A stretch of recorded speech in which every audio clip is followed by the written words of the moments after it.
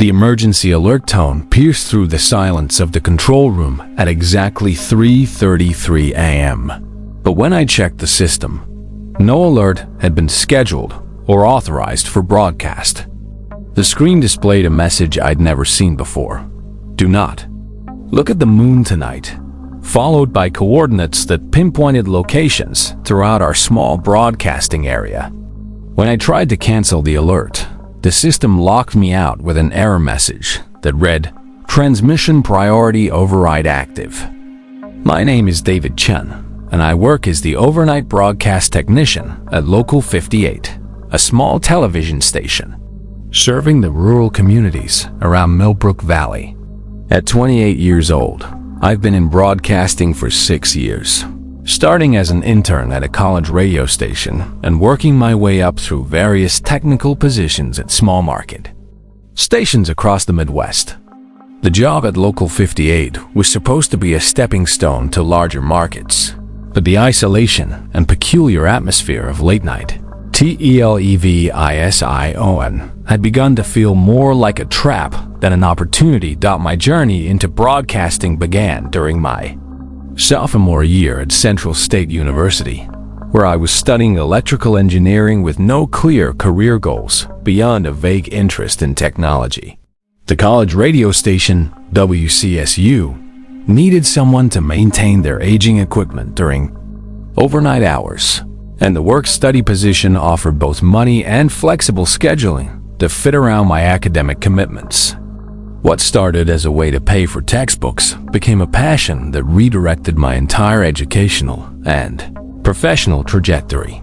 The radio station was housed in the basement of the communications building, a cramped space filled with equipment that ranged from current digital systems to analog transmitters that had been in service since the 1960s. My job involved monitoring automated programming, ensuring that public service announcements aired at required intervals, and keeping decades-old equipment functioning through creative problem-solving and constant maintenance. Working alone in the radio station's basement from midnight to 6 in the morning introduced me to the unique atmosphere of overnight broadcasting. The building was nearly empty during those hours, with only security guards and the occasional insomniac student providing any human presence. I learned to appreciate the solitude and the responsibility of maintaining communication services while the rest of the campus slept. The technical challenges of keeping vintage broadcasting equipment operational taught me skills that weren't covered in any engineering textbook. I learned to diagnose problems by sound, identifying failing components by the changes in electrical hums and mechanical vibrations that indicated impending equipment failures. These hands-on troubleshooting abilities became my specialty and made me valuable to stations that operated on tight budgets with aging infrastructure. My academic focus shifted from general electrical engineering to communications technology, with independent study projects that explored the history and evolution of broadcasting systems. I became fascinated by the role that small radio and television stations played in connecting isolated communities, providing essential services that larger networks couldn't economically justify. During my junior year, I accepted an internship at KRMB, a small radio station in rural Nebraska that served farming communities scattered across 3 counties. The station operated with minimal staff and antiquated equipment, providing weather information, agricultural reports, and emergency communications that were literally life and death matters for people who lived miles from their nearest neighbors. The internship at KRMB was my first experience with the unique culture of small market broadcasting, where every employee wore multiple hats and technical expertise was valued above formal credentials. I worked alongside veteran broadcasters who had decades of experience keeping rural communities informed and connected, learning practical skills that couldn't be taught in classrooms or laboratories. My supervisor at KRMB was Frank Martinez, a 60-year-old engineer who had spent his entire career in small market radio and television. Frank taught me that broadcasting in rural areas was about more than entertainment or information. It was about maintaining the communication infrastructure that held scattered communities together during emergencies, severe weather, and other situations where conventional communication methods failed.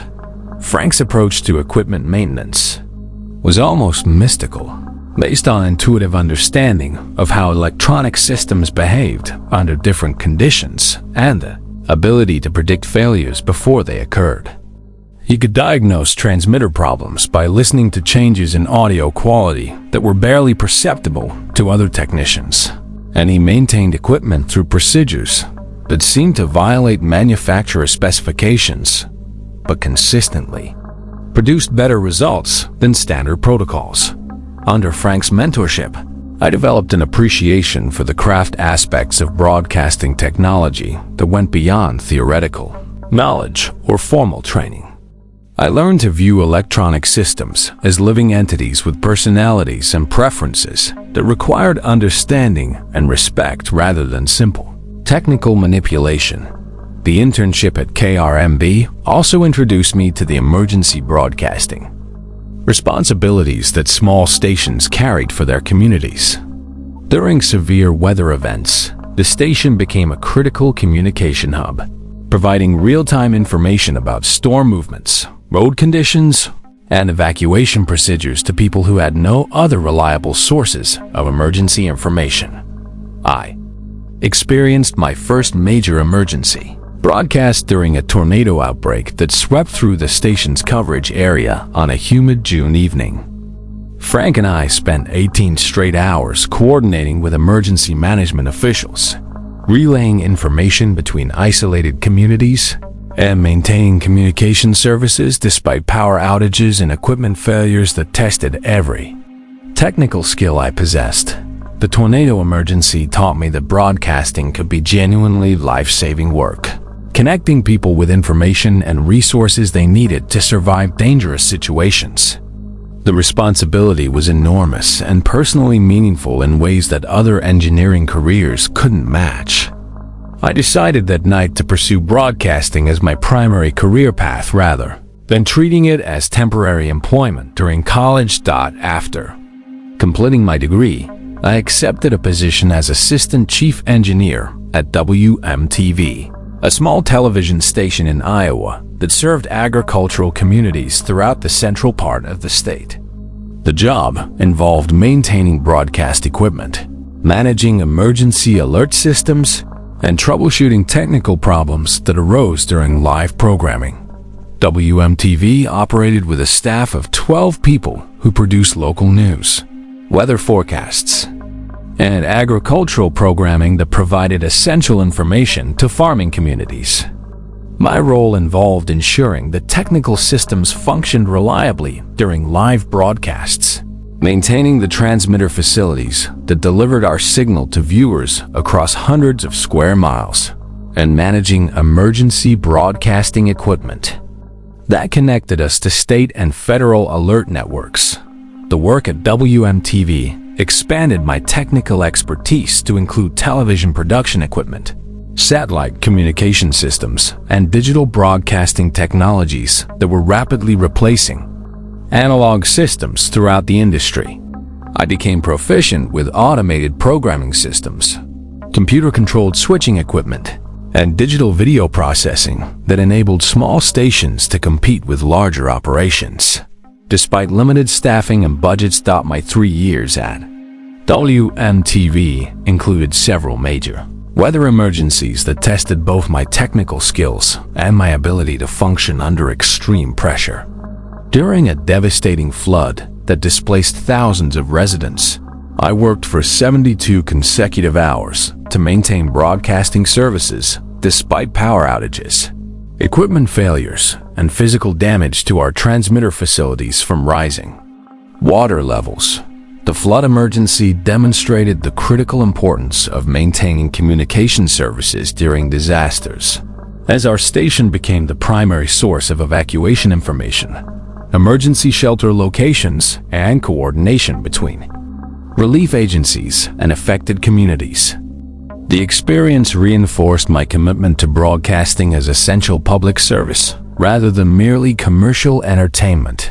After proving my capabilities during emergency situations, I was promoted to chief engineer with full responsibility for all technical operations at WMTV. The position required managing equipment purchases, planning system upgrades, and training other staff members in technical procedures that ensured continuous operation of broadcast services. My reputation for maintaining reliable technical operations in challenging conditions led to job offers from larger stations in more competitive markets.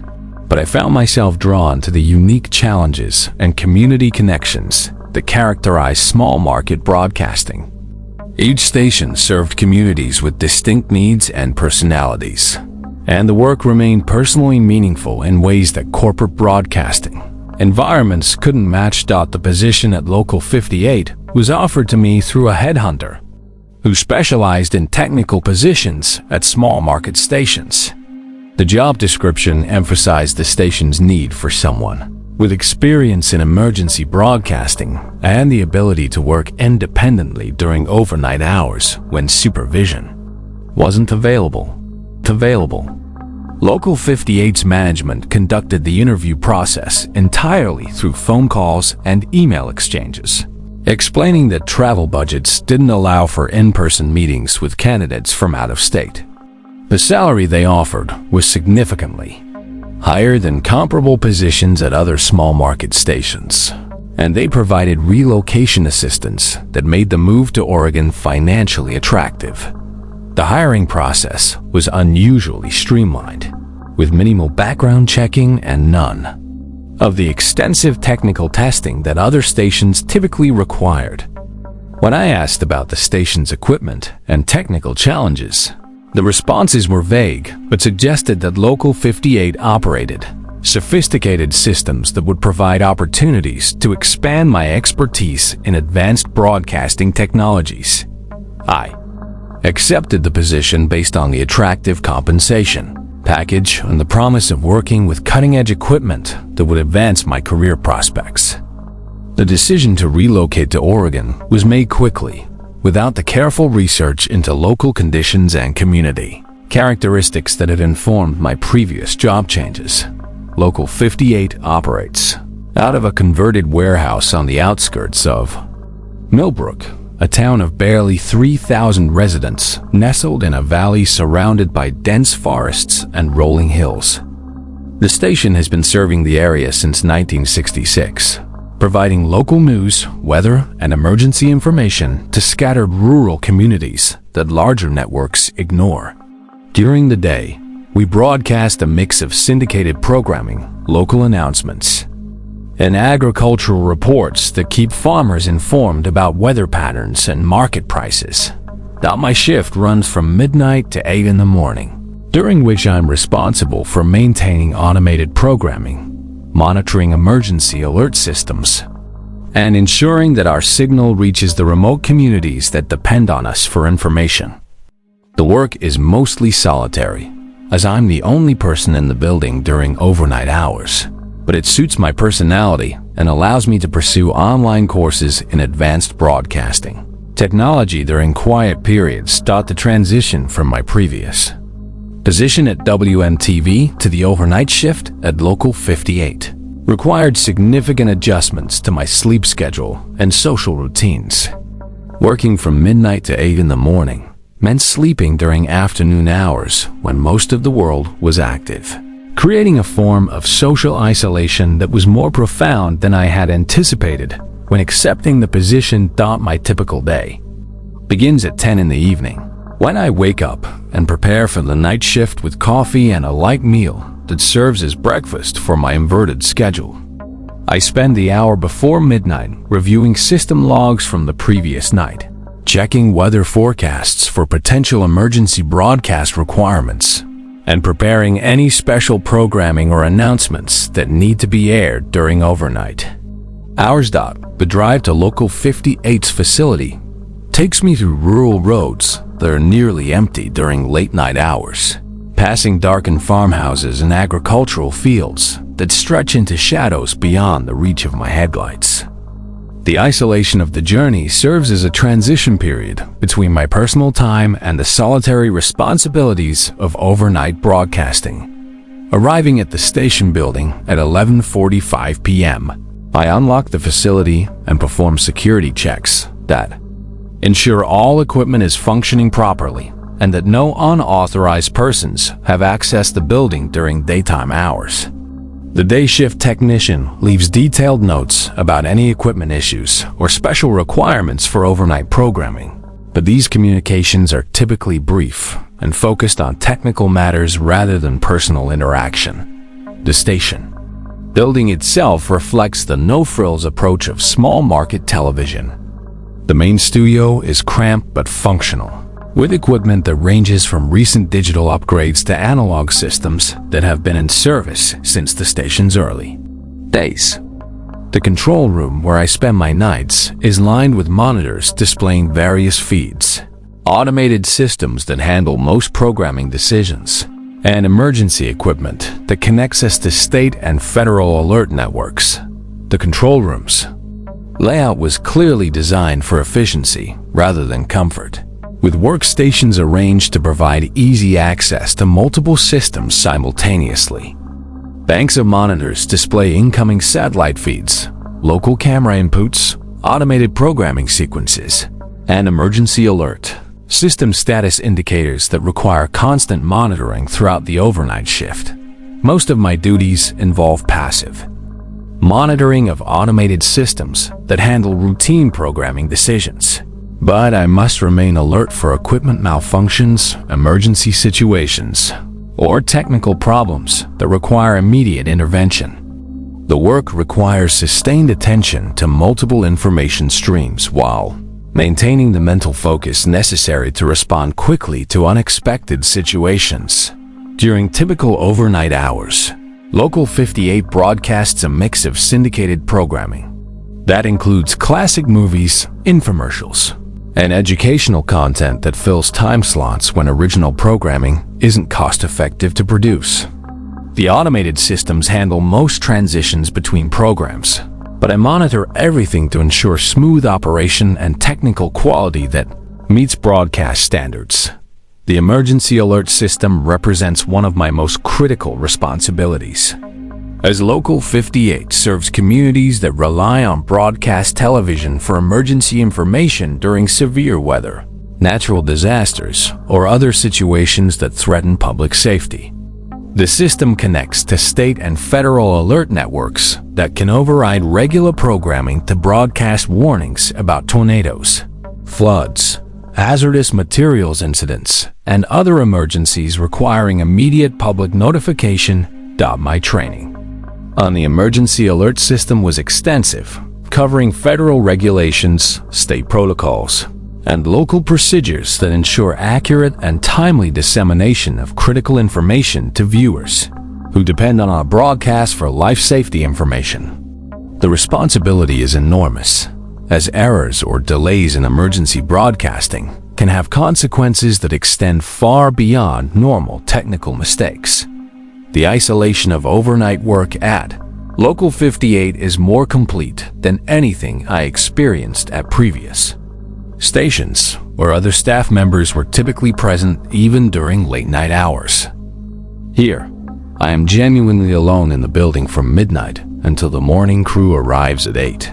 Responsible for all technical operations and emergency response procedures without immediate supervision or assistance. This isolation, initially, created anxiety about my ability to handle major emergencies or equipment failures without backup support. But over time, I developed confidence in my technical skills and emergency procedures that allowed me to function effectively as the sole operator of the station's broadcasting systems. The building's age and location contribute to an atmosphere that feels disconnected from the modern world. Built in the 1950s as a manufacturing facility, it was converted to broadcast use with minimal modifications, resulting in long corridors that seem to stretch further than they should and rooms that serve unclear purposes. Some areas of building remain unused, filled with obsolete equipment and filing cabinets containing decades of paperwork that no one has bothered to organize or discard. My exploration of the building's unused areas revealed a complex history of technological evolution, with equipment rooms containing broadcasting systems from multiple eras of television development. Some rooms housed analog transmitters that have been replaced by digital systems but never removed, creating a museum-like collection of broadcasting archaeology that documented the station's technological progression. The basement level houses the station's main transmitter and backup power systems, along with storage areas that extend much further than the building's footprint suggests possible. My initial tours of the basement revealed a labyrinthine network of rooms and corridors that seemed to have been added over decades without any overall architectural plan. The transmitter room itself contains equipment that spans 40 years of broadcasting technology, from original analog systems that date to the station's founding to recent digital upgrades that enable high-definition broadcasting and emergency alert system integration. The mixture of old and new equipment creates technical challenges that require creative problem-solving and extensive knowledge of multiple generations of broadcasting systems. During my first month at Local 58, I explored the unused sections of the building out of curiosity and boredom. Most rooms contained the expected debris of abandoned offices, old furniture, disconnected computer equipment, and boxes of documents related to long-canceled programming. But some rooms felt different, with an energy that made me uncomfortable, and a sense that I was intruding in spaces where I wasn't welcome. One unused office on the second floor contained filing cabinets filled with program logs dating back to the station's early years, documenting decades of broadcasting history and handwritten entries that provided insights into Local 58's evolution from a small local operation to its current automated systems. Reading these old logs during quiet periods became a hobby that helped pass time during slow overnight shifts. The program logs revealed interesting patterns in Local 58's broadcasting history, including periods of intensive emergency broadcasting during the 1970s and 1980s, when the area apparently experienced unusual numbers of weather emergencies, natural disasters, and other situations requiring extensive public warning systems. Some entries described emergency broadcasts that lasted for hours, suggesting events that were more serious than typical weather warnings. Another unused room contained technical documentation for orientation for more serious than typical weather warnings. Another unused room contained technical documentation for equipment that didn't appear to be installed anywhere in the building, including manuals for broadcasting systems that seemed more advanced than anything currently in use at Local 58. These documents suggested that the station had once operated more sophisticated equipment than its current systems, though the reasons for downgrading weren't apparent from the available records. My typical night involves monitoring automated programming while watching for equipment malfunctions, weather emergencies, or other situations that might require breaking into regular programming. Most nights are uneventful, with only the occasional storm warning or road closure announcement interrupting the flow of old movies and infomercials that fill our overnight schedule. The isolation can be unsettling, but I've grown accustomed to being alone with the steady hum of broadcasting equipment and the distant sounds of automated systems cycling through their routines.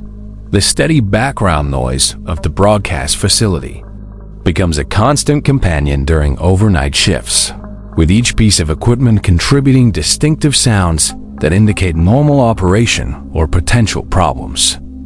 Cooling fans, power supplies, tape machines, and transmitter systems each produce characteristic acoustic signatures that I learned to interpret as indicators of system health and performance. Changes in these background sounds often provide earlier warning of equipment problems than electronic monitoring systems. allowing me to identify and address technical issues before they affect broadcast quality or cause system failures. This acoustic monitoring requires sustained attention and familiarity with normal operational patterns that develops only through extensive experience with specific equipment configurations. The visual monitoring requirements are equally demanding, with multiple screens displaying information that must be processed continuously throughout the 8-hour shift. Program content, technical parameters, emergency alert system status, weather radar, and equipment performance indicators all require regular attention and quick response to any abnormal conditions that could affect broadcast operations. Most nights pass quietly with routine monitoring duties interrupted only by commercial breaks, program transitions, or routine maintenance tasks that keep all systems functioning within normal parameters. But the constant possibility of equipment failures or emergency situations requires maintaining alertness and readiness to respond quickly to unexpected developments that could require immediate technical intervention. The loneliness of overnight broadcasting work is mitigated somewhat by the knowledge that my activities serve communities that depend on reliable communication services, particularly during emergencies when broadcast television may be the only available source of critical information. This sense of purpose helps sustain motivation during the long, solitary hours when personal interaction is limited to brief communications with automated systems and occasional phone calls from viewers. Reporting technical problems dot the station. Building itself reflects the no-frills approach of small market television.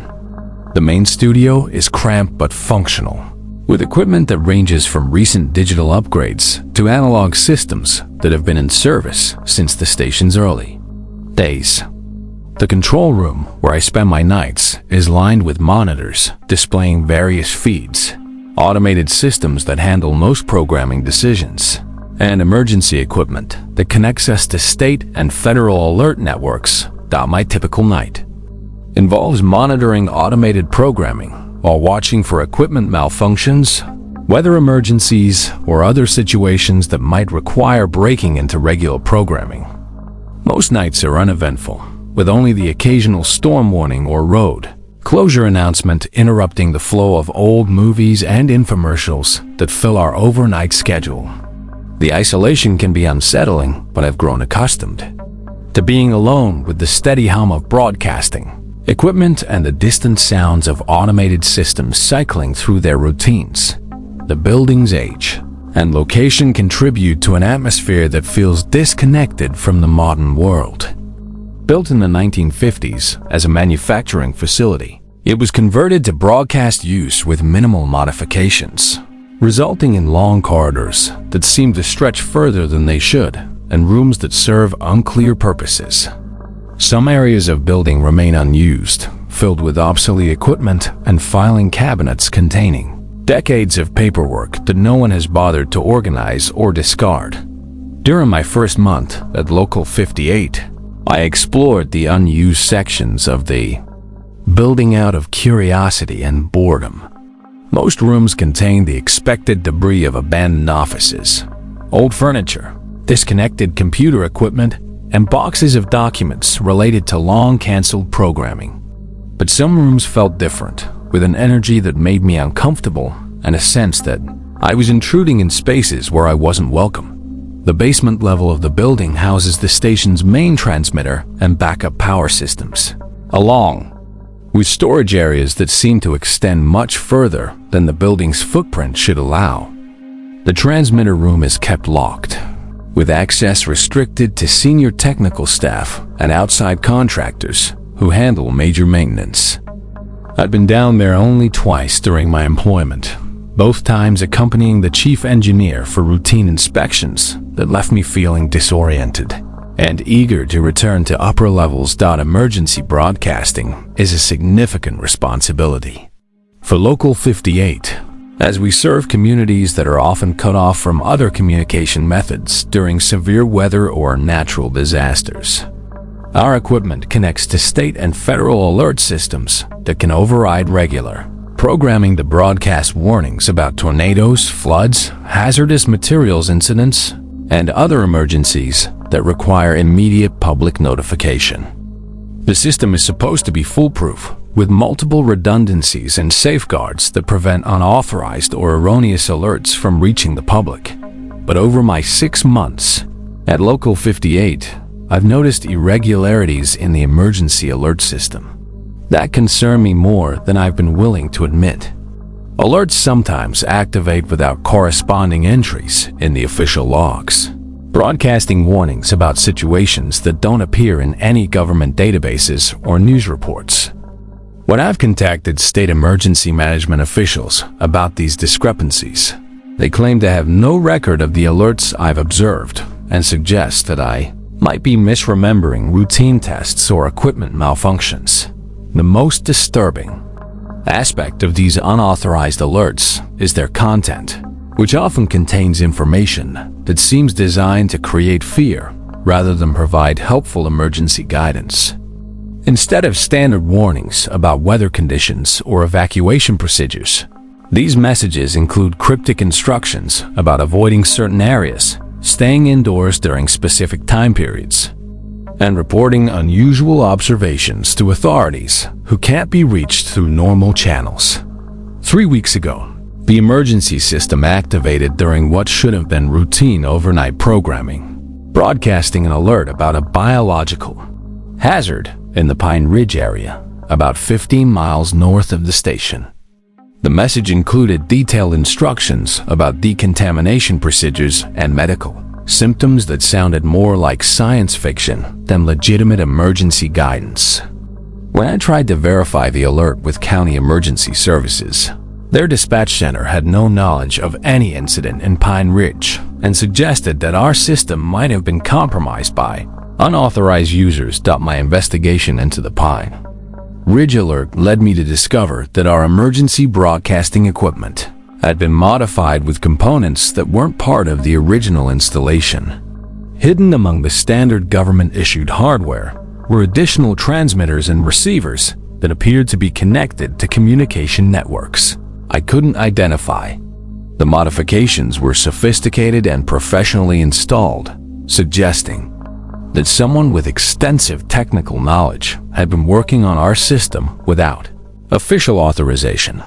I documented the unauthorized equipment with photographs and detailed notes, planning to report the discovery to station management and appropriate authorities. But when I returned to the transmitter room the next day, the additional components had been removed, leaving no trace that they had ever existed. The official equipment functioned normally, and there was no evidence that our system had been tampered with in any way. The removal of the unauthorized equipment happened during daytime hours when multiple station employees were in the building, yet no one reported seeing unfamiliar technicians or maintenance personnel. The chief engineer, who has keys to all restricted areas, claimed to have no knowledge of any recent work on the emergency broadcasting system. Security cameras that should have recorded activity in the transmitter room showed only normal automated cycling of equipment indicators, with no human presence during the time period when the modifications must have been removed. This incident marked the beginning of more frequent and disturbing irregularities in Local 58's overnight operations. Emergency alerts began activating several times per week, always during the deepest hours of the night when viewership was minimal, and I was the only person available to witness or document the broadcasts. The content of these alerts grew increasingly bizarre, with warnings about astronomical events, instructions for responding to cognitive hazards, and advisories about areas where normal physical laws might not apply. One particularly unsettling alert warned viewers about lunar viewing restrictions and provided specific times when looking at the moon could result in permanent psychological modifications. The message included detailed descriptions of symptoms that sounded like they were drawn from psychiatric textbooks rather than emergency management protocols. When I tried to research similar warnings from other broadcasting stations or government agencies. I found no comparable alerts in any official databases or emergency management archives. The alert about lunar viewing restrictions was followed by reports from several community members about disturbing dreams and behavioral changes that seemed to correlate with the time periods mentioned in the broadcast. Local medical facilities reported an unusual increase in sleep disorders, anxiety attacks, and requests for psychiatric evaluations from residents who claimed to have experienced altered perceptions after observing the moon during the specified restriction periods. Dr. Sarah Williams, who operates a small psychiatric practice in Millbrook, contacted the station to inquire about the lunar viewing alert after several of her patients mentioned receiving the warning through our emergency broadcasts. When I spoke with her, she described symptoms that her patients were experiencing: vivid nightmares featuring astronomical themes, compulsive behaviors related to moon observation, and group hallucinations where multiple people reported seeing identical images in the lunar surface that weren't visible to others. I began keeping detailed logs of all emergency alerts, both authorized and unauthorized, noting their content, timing, and any correlating reports from community members. The pattern that emerged suggested that our station was somehow connected to events that defied conventional explanation, broadcasting warnings about phenomena that seemed to exist at the intersection of science and supernatural horror. The emergency alert system wasn't the only source of disturbing content during my overnight shifts. Our automated programming occasionally included segments that weren't part of any scheduled broadcasts, brief interruptions that appeared between commercials, or during transitions between programs. These segments looked like public service announcements or educational content, but their messages were unsettling and often contradicted basic facts about science, history, or current events. One recurring segment appeared to be a weather forecast that provided information about atmospheric conditions that don't exist in conventional meteorology. The presenter, who looked like a standard television weatherman, would discuss psychic pressure systems, temporal precipitation, and cognitive fog with the same professional demeanor used for reporting actual weather phenomena. These forecasts would predict events that sounded like they belonged in horror fiction rather than broadcast meteorology. Another frequent interruption featured what appeared to be a children's educational program that taught lessons about subjects that no responsible adult would discuss with children. The host, speaking in the cheerful tone typical of educational television, would explain concepts like dimensional migration, consciousness transfer, and biological incompatibility as if they were routine topics for young viewers to understand and apply in their daily lives. These unauthorized program segments appeared without warning and couldn't be prevented or edited out through normal control room procedures. They seemed to be inserted into our signal at a level that bypassed all of our monitoring and filtering systems, suggesting that they originated from a source with sophisticated access to our broadcasting infrastructure. When I attempted to record these segments for documentation purposes, the recordings would show only static or normal programming, as if the disturbing content existed only during live transmission. The most frequent unauthorized segment was a public service announcement that provided instructions for something called emergency consciousness protocols. The announcement featured a woman speaking in an artificially calm voice, explaining step-by-step procedures for maintaining cognitive integrity during reality fluctuations and recognizing signs of dimensional intrusion. The instructions were specific and detailed, suggesting that viewers might encounter situations where normal perceptual processes would become unreliable. These consciousness protocol announcements always ended with the same warning: if you are experiencing this broadcast, you have been selected for participation in expanded awareness programs. Compliance with all instructions is mandatory for your continued existence in baseline reality.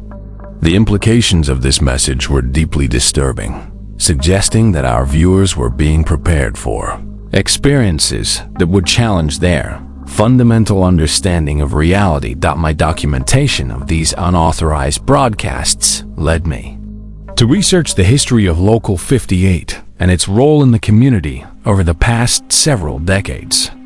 What I discovered was a pattern of unusual events that seemed to correlate with periods of intense broadcasting activity from our station.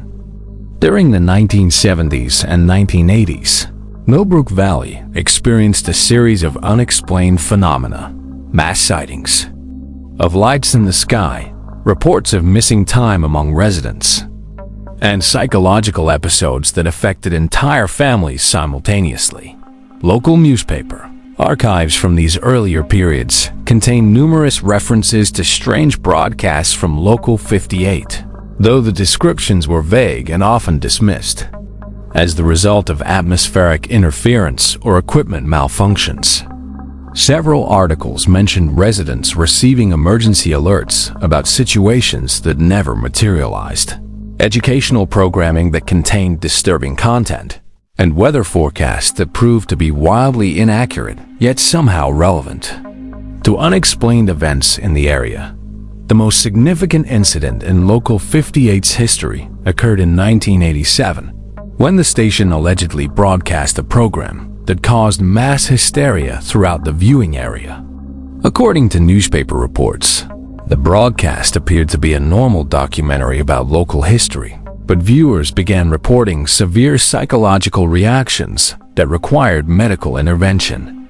The incident resulted in several hospitalizations and led to a temporary shutdown of the station while authorities investigated the content and source of the problematic broadcast. Official records of the 1987 incident have been sealed or destroyed, making it difficult to verify the specific details of what occurred. But surviving witnesses describe a program that seemed to directly address individual viewers, providing personal information that the broadcasters couldn't have possessed and making predictions about their futures that proved unnervingly accurate. The psychological impact was so severe that some viewers required long-term psychiatric care to recover from their exposure to the broadcast. Current station management claims to have no knowledge of the historical incidents, and personnel records show that none of the current employees were working at Local 58 during the periods when the most significant events occurred. The station's ownership has changed hands several times over the decades, with corporate structures that make it difficult to trace decision-making authority or long-term operational policies. My research into Local 58's ownership structure revealed a complex network of shell companies and holding corporations that seemed designed to obscure the identity of the people or organizations actually controlling the station's operations. The current license holder is listed as Millbrook Broadcasting LLC, but that company exists only as a mailing address and a series of corporate filings that provide no information about actual management or operational authority. The deeper I investigated the station's background, the more convinced I became that Local 58 served purposes beyond conventional television broadcasting. The unauthorized emergency alerts, the disturbing program segments, and the history of unexplained incidents all pointed to something that existed at the intersection of technology and phenomena that defied rational explanation. This realization became unavoidable during my 5th month of employment, when I discovered that our broadcasting equipment was receiving signals from sources that shouldn't exist. Late one night, while performing routine maintenance on our reception equipment, I found that our antennas were picking up transmissions from stations that weren't listed in any official broadcasting databases. These signals carried program content that seemed designed for audiences that weren't entirely human. The unauthorized signals included programming that resembled normal television content, but contained subtle differences that became more apparent with careful observation. News programs reported events that hadn't occurred, weather forecasts described atmospheric conditions that defied physics, and educational content taught subjects that had no basis in accepted knowledge. Most disturbing were variety shows that featured performers who moved in ways that seemed wrong somehow, as if they were unfamiliar with how human bodies were supposed to function. I began monitoring these unauthorized signals during my overnight shifts, documenting their content and trying to determine their source. The programs appeared to be targeted at viewers who possessed knowledge or capabilities beyond normal human experience, providing information and entertainment for audiences that existed in parallel to our conventional reality. One recurring program was a cooking show that provided recipes for dishes made from ingredients that don't exist in normal reality. The host would demonstrate preparation techniques for foods with names like temporal essence, crystallized memory, and distilled fear, explaining their nutritional properties and effects on consciousness with the same casual expertise used in conventional cooking programs.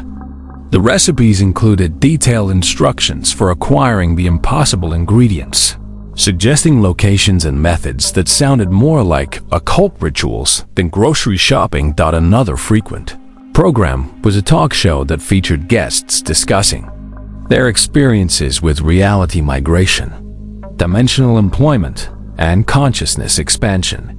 The guests appeared to be normal people, but their conversations revealed experiences that extended far beyond conventional human existence. They would discuss traveling between parallel worlds, working jobs that existed in multiple dimensions simultaneously, and maintaining relationships with entities that had never been human. These unauthorized programs were transmitted on frequencies that our equipment shouldn't have been able to receive, using modulation techniques that weren't part of any broadcasting standards I'd studied. The signals were clear and strong, suggesting that their source was relatively close to our receiving equipment. Yet I could find no record of any transmitting facilities in the area that could produce such sophisticated content. My discovery of the unauthorized signals coincided with an escalation in the frequency and intensity of disturbing events during my overnight shifts. Emergency alerts began activating multiple times per night, broadcasting increasingly urgent warnings about situations that seemed to exist just beyond the edge of normal reality. The program interruptions became longer and more detailed, providing extended information about subjects that no conventional broadcaster would ever discuss. The breaking point came during my 6th month at Local 58, when the emergency alert system activated with a message that addressed me personally by name. The alert appeared on all monitors simultaneously, overriding every control system and displaying text that read, "David Chun, your documentation activities have been noted. Report to transmitter room for reassignment to expanded duties. Compliance is mandatory." I stared at the message in shock, realizing that someone or something had been monitoring my activities and was now demanding direct interaction. The alert remained active for exactly 1 minute before disappearing, leaving no trace in the system logs or recorded broadcasts. But the implications were clear. My investigation into Local 58's anomalous activities had attracted attention from whatever forces were responsible for the station's hidden purposes. The demand that I report to the transmitter room filled me with dread, as I remembered my earlier discovery of unauthorized equipment and the strange feelings I'd experienced during my brief visits to the basement level. Everything about the station's underground areas felt wrong in ways that I couldn't articulate, and the thought of spending extended time there made my skin crawl with anticipation of horrors I couldn't imagine. But my curiosity and growing sense of responsibility to understand what was happening at Local 58 overcame my fears. If the station was broadcasting content that could harm viewers or was involved in activities that threatened the community, I needed to gather enough evidence to expose the truth and protect people from whatever dangers they faced. I gathered my documentation materials and descended to the transmitter room, expecting to find the unauthorized equipment that had mysteriously appeared and disappeared weeks earlier. Instead, I discovered that the entire basement level had been reconfigured, with additional rooms and corridors that hadn't existed during my previous visits. The space now resembled a sophisticated communication facility that extended far beyond the building's original foundation. The transmitter room itself had been expanded and upgraded with equipment that looked decades ahead of current broadcasting technology. Banks of monitors displayed signals from sources I couldn't identify, and communication panels featured controls labeled with functions I'd never seen in any technical documentation. The entire facility hummed with activity that suggested operations far more complex than local television broadcasting. A figure in a technician's uniform was waiting for me in the center of the room. But as I approached, I realized that something was fundamentally wrong with their appearance. Their movements were too precise, their posture too perfect, and their face had a quality that suggested it might not be entirely human. When they spoke, their voice had the same artificially calm tone I'd heard in the unauthorized emergency alerts.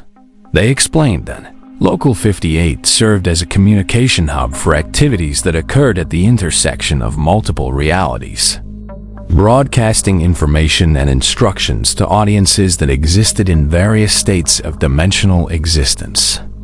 My documentation of the station's anomalous activities had demonstrated these analytical skills and attention to detail that qualified me for advancement to positions that involved direct interaction with interdimensional communication networks. Expanded duties they described involved monitoring signals from sources that existed in parallel realities, translating messages between different types of consciousness, and maintaining equipment that operated according to principles that transcended conventional physics. The work would require psychological modifications that would allow me to perceive and interact with phenomena that existed beyond normal human experience. As they spoke, I began to understand that my employment at Local 58 had never been coincidental.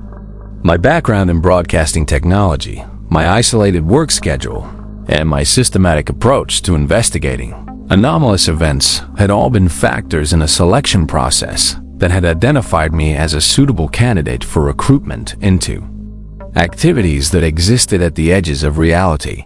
The choice they presented was simple: accept the expanded duties and undergo the modifications necessary to function as an interdimensional communication specialist, or continue in my current position, with my memories altered to remove all knowledge of the station's hidden purposes. Either way, I would remain connected to Local 58's operations, but only one path would allow me to retain awareness of the truth I'd discovered.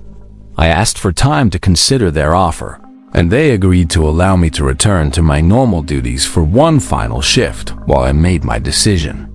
But they warned that my knowledge of the station's true purpose made it impossible for me to simply walk away and resume a conventional life. Too much had been revealed, and too many connections had been established for me to exist independently of the interdimensional communication network that Local 58 served. I returned to the control room with my mind reeling from the revelations in the transmitter room, trying to process the implications of what I'd learned and the choice I faced. The station's equipment continued to function normally, broadcasting overnight programming to viewers who remained unaware of the hidden messages and purposes embedded in every transmission. As dawn approached and the end of my shift neared, I realized that my documentation activities had led me to a threshold that I couldn't cross without fundamentally changing what I was as a human being. The choice between awareness and ignorance was also a choice between remaining human and becoming something else entirely. Something that could exist comfortably in the spaces between different versions of reality. The unauthorized emergency alert system activated one final time during my shift, displaying a message that felt like a personal farewell. Consciousness expansion. Opportunities are limited time offers. Those who delay decision-making will be assigned to positions appropriate to their demonstrated capabilities. Thank you for your service to interdimensional communication networks.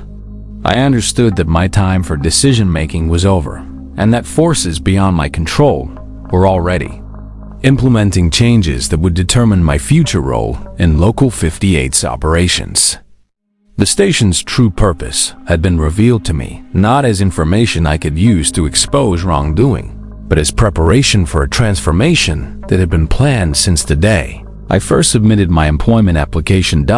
As I prepared to leave the control room at the end of my shift, I looked back at the monitors displaying normal morning programming and realized that nothing about Local 58 had ever been normal. The station existed as a bridge between realities, and everyone who worked there eventually became part of the communication network that connected different versions of existence. My shift at Local 58 was ending, but my service to interdimensional communication networks was just beginning. The choice between awareness and ignorance had been made for me by the systematic documentation of anomalies that had demonstrated my suitability for expanded duties. I was ready for consciousness modifications that would allow me to function as a translator between different types of reality. The morning sun was rising over Millbrook Valley as I walked toward the transmitter room to begin my new position as an interdimensional communication specialist. Local 58 would continue broadcasting to audiences that spanned multiple realities, and I would help ensure that the messages reached their intended recipients, regardless of which version of existence they inhabited. Behind me, the control room continued its automated operations, waiting for the next overnight technician who would slowly discover the truth about Local 58 and eventually join the growing team of specialists who maintained communication networks between parallel worlds. The station's work was too important to depend on any single individual, and there were always qualified candidates ready for recruitment into expanded awareness programs. The emergency alert system would continue, broadcasting warnings and instructions to viewers who needed preparation for experiences that existed beyond conventional reality. The unauthorized program segments would provide education and entertainment for audiences that span multiple dimensions of existence. And somewhere in the depths of the station's expanded basement facilities, new technicians would begin their journey toward understanding the true nature of reality and their role in maintaining communication between its various expressions. Local 58 serves purposes that extend far beyond local television broadcasting, and everyone who works there eventually discovers that some jobs require workers who can exist comfortably in multiple realities simultaneously. The pay is excellent, the work is meaningful, and the benefits include perspectives on existence that most humans never have the opportunity to experience. If you're interested in broadcasting careers that offer opportunities for consciousness, expansion, and interdimensional communication experience, Local 58 is always accepting applications from qualified candidates.